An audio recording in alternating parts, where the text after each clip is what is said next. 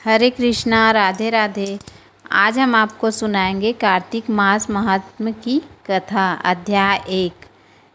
तो आइए शुरू करते हैं। नैमिषारण्य तीर्थ में श्री सूत जी ने 88,000 सनकादिक ऋषियों से कहा, अब मैं आपको कार्तिक मास की कथा विस्तार पूर्वक सुनाता हूँ, जिसका श्रवण करने से मनुष्य के सभी पाप नष्ट हो जाते हैं और अंत में वैकुंठ धाम की प्राप्ति होती है।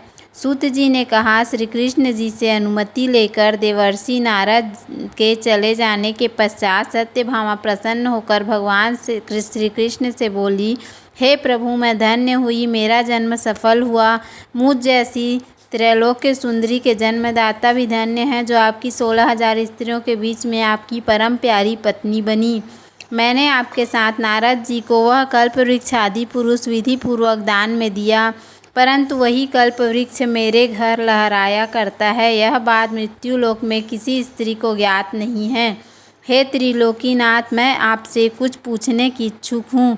आप मुझे कार्तिक महात्म्य की कथा विस्तार पूर्वक सुनाइए, जिसको सुनकर मेरा हित हो और जिसके करने से जीवन पर्यंत भी आप मुझसे विमुख न हो।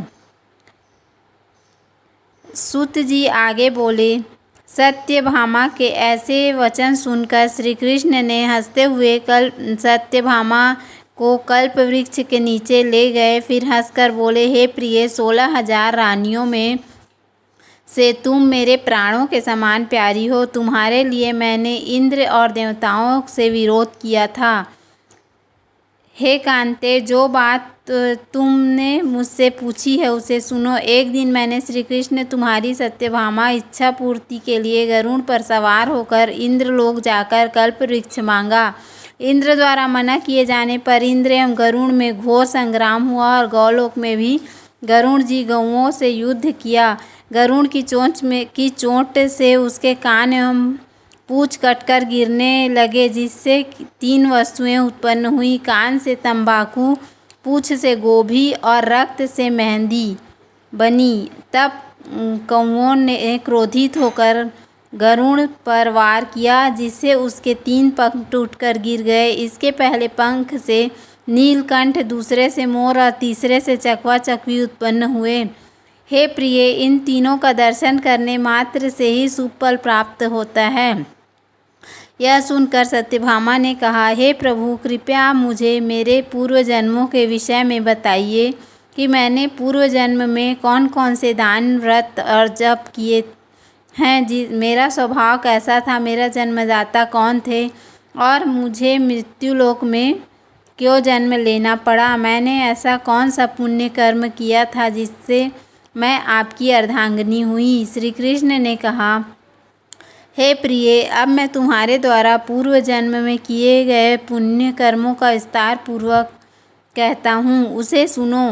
पूर्व समय में सतयुग के अंत में मायापुरी में अत्रि गोत्र में वेद वेदांत का ज्ञाता देवशर्मा नारद एक ब्राह्मण निवास करता था। वह प्रतिदिन अतिथियों की सेवा, हवन और सूर्य भगवान का पूजन किया करता था। वह सूर्य के समान तेजस्वी था।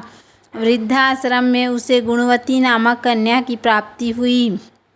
उस पुत्रहीन ब्राह्मण ने अपनी कन्या का विवाह अपने ही चंद्र नामक शिष्य के साथ कर दिया। वह चंद्र को अपने पुत्र के समान मानता था और चंद्र भी उसे अपने पिता की भांति सम्मान देता था। एक दिन वे दोनों कुश व समिधा लेने के लिए जंगल गए थे। तब वे हिमालय की तलहटी में भ्रमण कर रहे थे। तब उन्हें एक राक्षस आता हुआ दिखाई दिया। उस राक्षस को देखकर भय के कारण उनके अंग शिथिल हो गए और वे वहाँ से भागने में असमर्थ हो गए।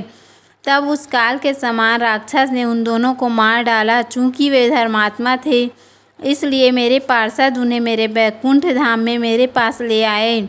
उन दोनों द्वारा आजीवन सूर्य भगवान की पूजा किए जाने के कारण मैं उन दोनों पर अति प्रसन्न हुआ। जब वे दोनों विमान पर आरूढ़ होकर सूर्य के समान तेजस्वी रूपवान चंदन की माला धारण किए हुए मेरे भवन में आए, तो वे दिव्य भोगों को भोगने लगे। जय श्री कृष्णा, जय श्री राधे। इसी प्रकार की कथा आगे की सुनने के लिए हमारे चैनल को सब्सक्राइब करें और हमारे वीडियो को लाइक करें। धन्यवाद। राधे राधे। जय श्री कृष्ण।